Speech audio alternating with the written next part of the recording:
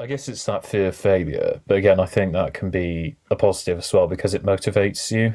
Like if you, I think a lot of people can just be complacent, and as a result, they don't make the decisions they need to keep it going. They just like sit there and like think, "Oh, this will all be sorted out." But if you're fearing failure, you will go out of your way and try and find people, put all the effort in, do your research. So, I think all the downsides of doubt can have their benefits as well.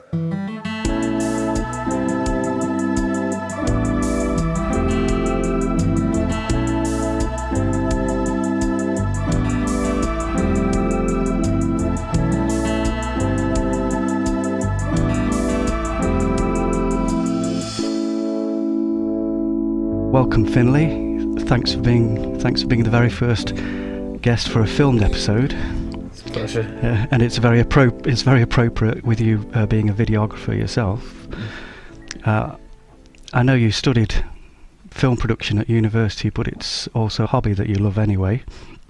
And I saw that you went travelling, and you were having a great time, but that was cut short by COVID-19. So apart from your travel plans, how much of an effect did COVID-19 have on your business plans? Well, sort of like I travelled for like a bit, but like I moved into a place in Worcester after uni and kind of put a lot of things on hold to kind of just whilst I was paying rent there and then until I moved out. But like I sort of had started to make like little bits of progress with the business in Worcester. Like basically I'd filmed for a couple of bands. But I kind of thought like when I moved out of that place, because I worked for this event company, and I was sort of doing stuff for them, and I thought, okay, once you get to this point, I won't be paying rent. I can get all this money and invest it into the business. But then obviously COVID happened, and I had to use furlough to pay off the remaining rent. But I kind of yeah. So like basically, my initial plan was to put the business on hiatus, and then COVID happened, and it was just all like, oh dear God, I can't, because obviously you have all these ideas. You say to people, oh, let's do this when lockdown ends and stuff, and then you just sort of sat here twiddling your thumbs like, oh yeah, we'll do a video at some point.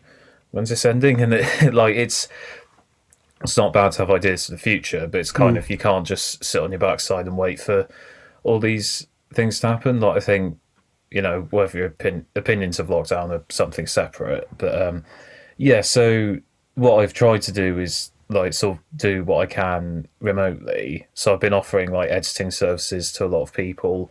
I've also done a side thing of the business in selling prints on Etsy, because sort of obviously with lockdown you could go out on walks and stuff, and there's a little hill just around the corner from my house in Cheltenham. I've taken a lot of photos up there, and I thought, I'm getting all these pictures, I might as well share it with the world. So I've started selling my prints on Etsy.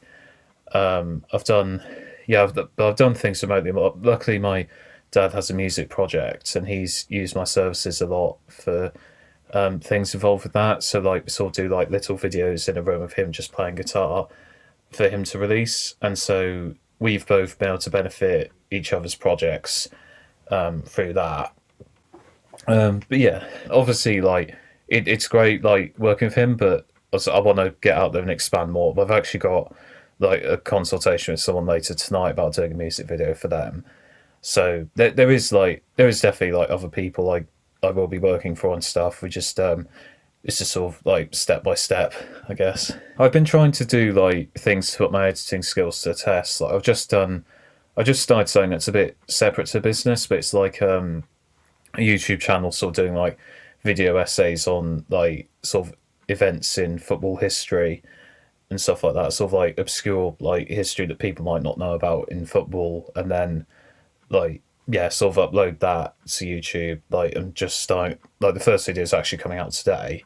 But it's things like that. It's like, if there's nothing else for me going on, I can spend my time editing a video, and it keeps my skills fresh. I don't forget about them whilst like I'm waiting for other clients to turn up. That's great. Oh, well, I assume that everyone has self-doubt when they first get in, in many times in their life for various reasons. But what kind of specific doubts did you experience when you were just getting started with your business? I think it's kind of I guess the key one is like, am I good enough? I think it's one that Mm. everyone has, because you might look at the competition and think, oh god, they're so much better than me, but like you can also look at that and try and take that and become that. So you might look at like you yourself, you might look at another podcast and think, oh, they're so much better than me. How can I compete with that? But then you think, well, hang on, what do they do? Let's implement that. You're not stealing it. You're just taking inspiration. Hmm. And like, so I look at like other promo vids and stuff that people are doing. But yeah, it's like I think the doubt was it's kind of like finding people, and it's still a issue you have now. Like because you sort of like every time you invest in something like social media ads, you're like, oh, this isn't going to work, is it? But I need to do something, and Hmm. yeah, it's just I guess it's that fear of failure. But again, I think that can be a positive as well because it motivates you. Like if you I think a lot of people can just be complacent, and as a result, they don't make the decisions they need to keep it going. They just like sit there and like think, "Oh, this will all be sorted out." But if you're fearing failure, you will go out of your way and try and find people, put all the effort in, do your research. So, I think all the downsides of doubt can have their benefits as well.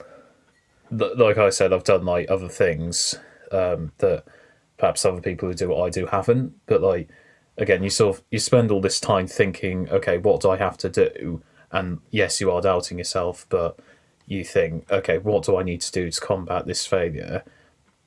And by constantly brainstorming and stuff, you will come up with ideas. Like they might not all work, but at least, but one of them is bound to eventually if you keep coming up with new ideas.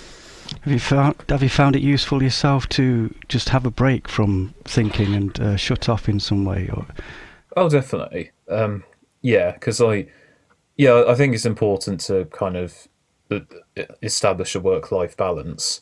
So like, sort of like, I think a lot of people, there's a lot of people who've done this in lockdown, but like, I try to sort of like do exercise things and just to sort of keep my head like straight. So like home exercise, going out for a run, going out for a bike ride, just so you can have that sort of like alone time and be therapeutic. Because obviously everything else right now you'll just do when stuck in your room, and yeah, it's like yeah, I think it's just very important to get that work life balance because if you I did this online course and they said to me doing everything yourself is the fastest way to burn out.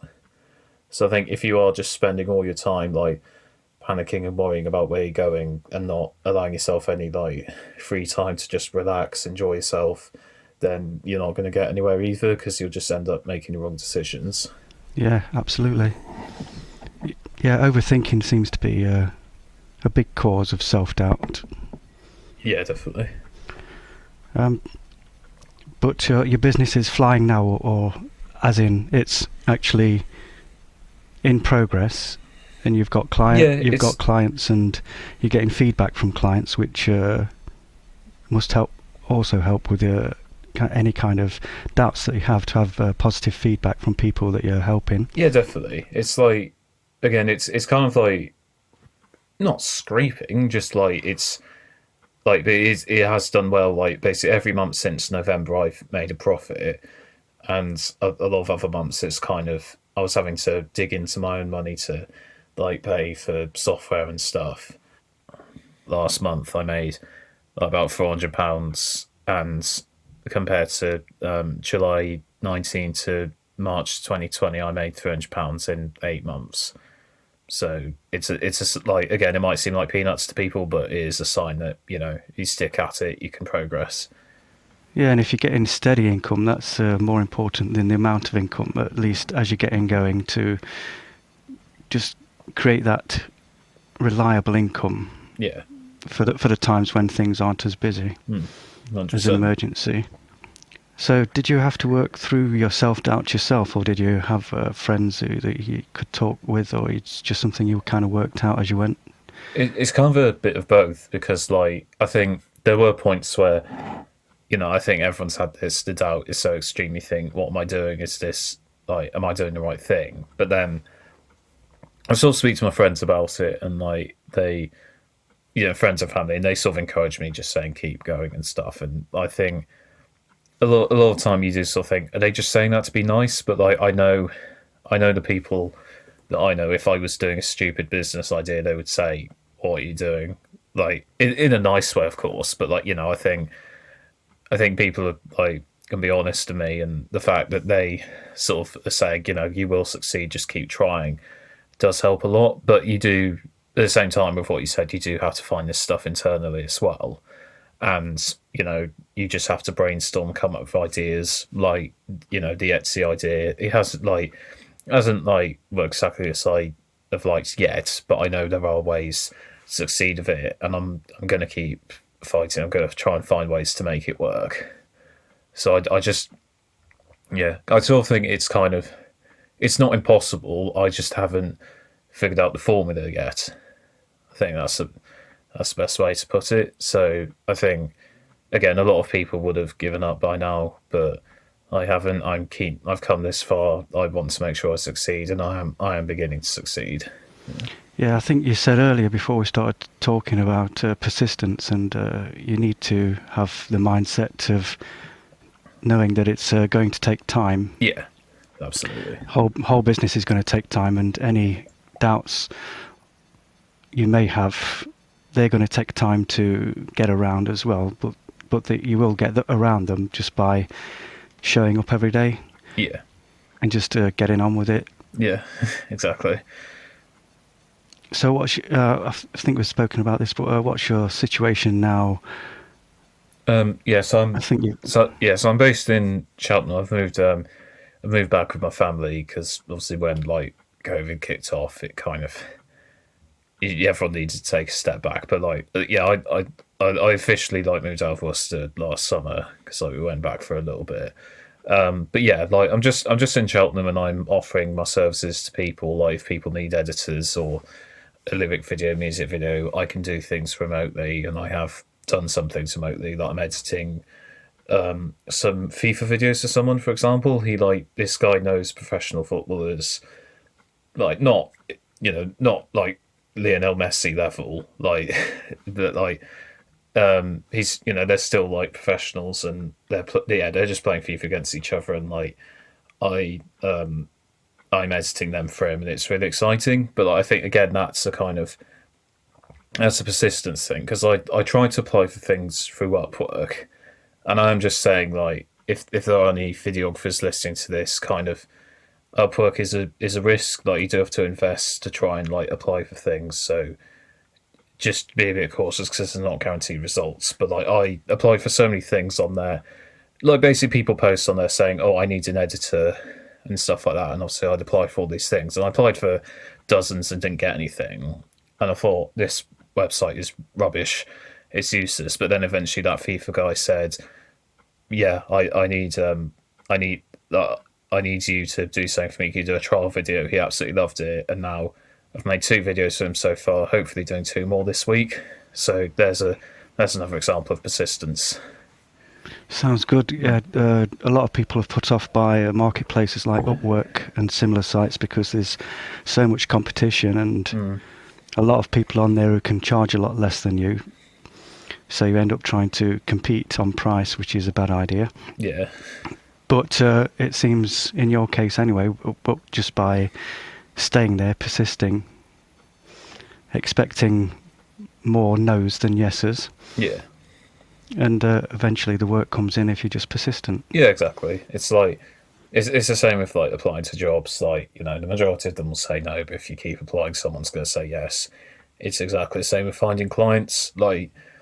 Just message all these. You can just message all these small businesses, and if they say no, just be respectful. Don't ever say, "Are you sure?" or anything like that, because if they've said no, that means it's not something they're interested in. Whether you think they're doing the wrong thing or not, it's their choice whether they want to.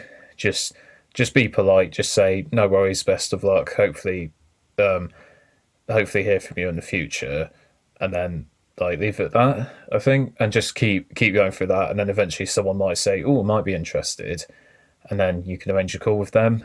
So I think just keep going, just be respectful, accept no for an answer, and because if you have to beg people to be your client, then that can put them off anyway. Yeah, because I admit sometimes desperation has got the better of me. There was someone I someone. Oh, excuse me. Sorry. Yeah, there's someone I worked with in December. It was like related to someone I just had a phone call with, just sort of chatting about advice and stuff. And basically, because it was December and like we were in very tense COVID times, we kind of felt, and we all knew another lockdown was on the corner. I kind of, got a bit desperate and like I did the work for them, but like basically I hassled too much of like payments and stuff, and I kind of focused on that rather than making the quality of the video, and they ended up getting very upset with me, and like I'll put my hands up, I made a mistake. But yeah, it's like, but I think the key thing is I've learned from that. I did that, and I think okay, I'm not going to do that again. And yeah, so yeah, That's another thing. You can expect to make mistakes along the way anyway. yeah, It's a normal human thing, as long as you learn from them and move on. yeah, exactly. I think as long as you can accept like the yeah, like you said, that you have done things wrong and just use it as a learning curve, then it can be a positive because like where's what Yoda said in Star Wars, that failure is the greatest teacher, and I completely agree with that. So I think it's not. Not there is no try, just do. Yeah, do or do not. There's a try. That's the other one. Yeah, well, no, that's also a policy I've implemented because like when I've contacted clients and they've said no, or like we've nearly got something we haven't, people will say to me like, "Oh, that's good. You generate conversation." I'm like, "Well, it doesn't matter because we didn't do any work, so I may as well have just not spoken to anyone." And like I do try and find the positives in things, but with that, I think if I didn't speak to them or I did speak to them, I still make £0 and 0 pence. So it doesn't make a difference, but I think it's a positive because it can make you drive onwards to think, do better than that. Yeah, I saw that you'd started using a Media Super 8 film. Oh yeah, I love that. I was looking at some of the effects that creates, and that's seems pretty unique, and they look really great to me. Oh, thank you. And that's I don't know if many videographers use that sort of stuff. I don't suppose you know neither. Not only that I use, but I know there definitely are people that like to use it. But it's because I don't know if you've seen any of my vlogs, but I sort of spoke about like how I use Polaroid film because that was kind of something that become big in my family, and I always said I wish there was a way you could do Polaroids, but like as a video, and then it turned out you basically could through Super 8. But yeah, I do like, yeah, I've done a sort of vlog talking about Super 8 on my Facebook page, and basically just sort of pointing out how it's a fantastic way to preserve memories and stuff. And I think, again, it's like it's just something that's there. I think it is very expensive, but I absolutely love working with it because, like, you just take things on your phone and stuff, and it looks fine, and a lot of that is great. But when you do it on Super 8, it's just so special. It makes the memory 10 times better. Just romanticizes as well. It looks just like the old 60s. Yeah, exactly. Type things. And do you do that for clients, or do you offer that? I did that for one of my dad's videos, and like it is there if anyone wants it. But I kind of spoke to a videographer, and he said it's a bit sort of cumbersome to kind of put on the website as so, it's because you have to explain. Oh, I need to send it off to be processed and blah blah blah. It's more if you're in talks with a client, you could say, "Oh, I could do this." And then it's there, and people that know me know I like to do it. So it's kind of my secret weapon, if you like. Yeah, and it's there as a kind of option depending on what kind of project it is. It might kind of suit it very nicely. Yeah, 100%. Because like if it's just a cafe around the corner who just wants to get customers, they don't want to like use a camera that was used for 70s family holidays. But like a band or like someone or like a wedding video or something that would be something people would be more interested in. Yeah, like every time someone says like you will succeed, like keep going, it does help a lot. But yeah, like if someone's like just saying it to please you, that will just initiate doubt because then you sort of develop imposter syndrome. Yeah, but it's kind of like I said, like I don't mind people being honest with me. Just don't like. I just think it's kind of like just don't insult people because like yeah, and that client I did the work for back in December, like she sort of said, look, the footage looks. I'm not gonna say the word because I don't know if you want swearing, but the footage looks S, and yeah, but she said the footage looks S. You know what I mean? And it's like, if you don't like the footage, that's fine, but you don't have to say like I wouldn't say that to people. I wouldn't say you've put all this content out and it looks like. I would just say I think your content could improve, because I think if you just insult people, you're just making things worse. So like there is definitely a way to be honest, but I think just just try and be nice. Just being professional, really. Yeah, yeah, absolutely. Is there anything else that that you think you could share that would maybe help somebody who's listening, who's got self doubts and they're still not sure kind of how they're going to get through? Yeah, well, it's like these things aren't overnight successes, but you can look back at that. I think there's a lot of famous examples. Like I think Colonel Sanders, the founder of KFC, is a good example. He was like in his late 60s. He was having suicidal thoughts. He was divorced, I think, and didn't have a lot of money.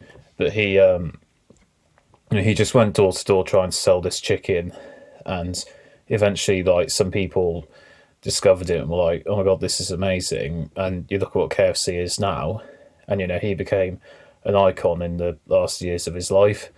There's also like the guy who founded Domino's. I can't remember his name, but like he would sleep in his like Domino's was just one like small pizza place at the start, and this guy would just sleep there. And he did everything, and now Domino's is an enormous brand. So you just have to look at success stories like that. Like if you are like struggling at the moment, just keep clawing your way through, try and keep finding little ways, and like every step you take like will make a big difference. I think for videographers specifically, based on my experience, I started off by getting some equipment after university, and I didn't like I didn't have instant success, but I kept going at it, like because I started off just based on music videos, but I kind of decided to expand. And the reason I did just music videos was because my lecturers basically said you need to be specific, and I completely got that. But then I kind of thought, hang on a minute, what if someone says I want the promo video, but you just do music videos?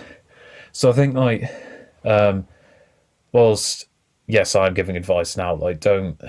I think do try and go with your gut if like you think it's the right thing. Like just because someone has told you to do something doesn't mean it's the right thing. But at the same time, don't be afraid to take people's advice. I think it's just down to what you think. But like, yeah, I think there's a fine balance. It's like I think it's key to get feedback from people, just to get a second opinion and sort of have a fair judgment of it. Just because you might think, well, like some people will think, well, it's rubbish because they're them. Some people might think, yeah, it's great because they're them. And if you just ask for a variety of opinions, you'll get a wider aspect of it. And if everyone says it's good, you can go with that and think, okay, I'll do that again. If everyone says it's rubbish, it's vice versa.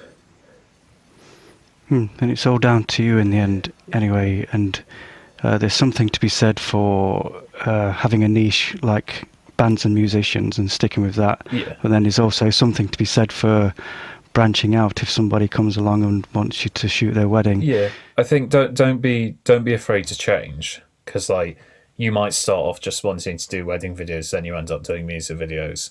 But it's like it's up to you at the end of the day. But like just try and focus on what you yourself want to do. But like don't be afraid to like go into different areas you might not know much about, just as long as you don't fake it. Like be honest with them. And because I did like I did a weird thing where like someone wanted me to basically do surveillance footage. Like someone was doing some gardening, and for legal reasons they wanted clips of it, so I just had to stand there with my camera. And it's like about in itself the experience didn't mean much, but like I got paid for it and I could make investments. So like yeah, just go out there, heed advice, try and find your way through, and like just keep trying new techniques. I think like social media is obviously the way, but you do get a lot of times being ignored. Like it's tricky because like I've posted on Facebook groups so many times, just saying like, "Are you a musician? Do you need this, that?" And I have got success from it, but so rarely I keep having to remind myself that it did actually work, because it does get exhausting just looking at your Facebook and seeing no likes, no comments, and you might not believe it, but like if you keep pushing, like someone will see that and think, "Oh, I could do with that." Just with doing your daily work and just being persistent, I think a lot of it is down to persistence. Yes, the cream rises to the top. And that's what they say. And it will happen eventually, but not if you don't. Not if you give up after trying for a few weeks and thinking it's not getting anywhere. Why do I bother? This kind of thing. Just I think just persistence. Yeah, definitely. I think in some aspects of life, like there is definitely times to quit. Because I don't entirely believe in this whole never give up policy. Because if you are doing something and you realise it's not for you, and like it's not what you want to do anymore, then it's healthier to move on. But I think if you do it with videography, I think maybe more just apply it to certain areas. Again, if you're not getting work with weddings, think I've got all these skills, maybe I could use it for something else. That is definitely important to recognise when something's not working, so that you can rethink things and try a different direction rather than hammering at it endlessly. Yeah, definitely. So I think we've covered it pretty well, just some ideas and thoughts of how to approach self-doubt. So what's the best way for people to find out more about you and your work or get in touch with you? Okay, so my website is www.finlaystanleymedia.co.uk. You can see all my work and services on there. I think probably the best place to follow me is Instagram, because I'm providing a lot of updates on what I'm doing, like pictures, vlogs, little videos, talk about my services, things like that. So if you follow me, if you just type in Finlay Stanley Media on Instagram, you'll find me there. I'm also on Facebook under the same name. And yeah, you can see a lot about what I do. If you need my services, you can easily get in touch and I'd be happy to discuss things with you. And also my Etsy account, again, just type in Finlay Stanley Media, you'll see a wide selection of photo prints. I've got 17 on there at the moment. So if you need something to decorate your walls with, I've got some like lovely photography on there. You've got sunsets, landscapes, landmarks, all kinds of things. And yeah, there's plenty of ways to find me. And if you're interested, I'd love to hear from you and have a chat. Excellent. Okay, thanks again, Finlay. No problem, it's been a pleasure. Thank you too for listening or watching. I hope you found it useful. For more freelancer help, content, services, or to become a member for more benefits and resources, visit aspectavenue.com. You can find any links mentioned in this episode along with other helpful information in the show notes or the YouTube description and on this episode's page at aspectavenue.com. If you like The Freelancer's Friend, please like, review, subscribe, leave a comment if watching on YouTube or the website, and please share the podcast with your freelancer friends. Until next time, remember, you can work alone, but not be on your own with The Freelancer's Friend. Bye for now.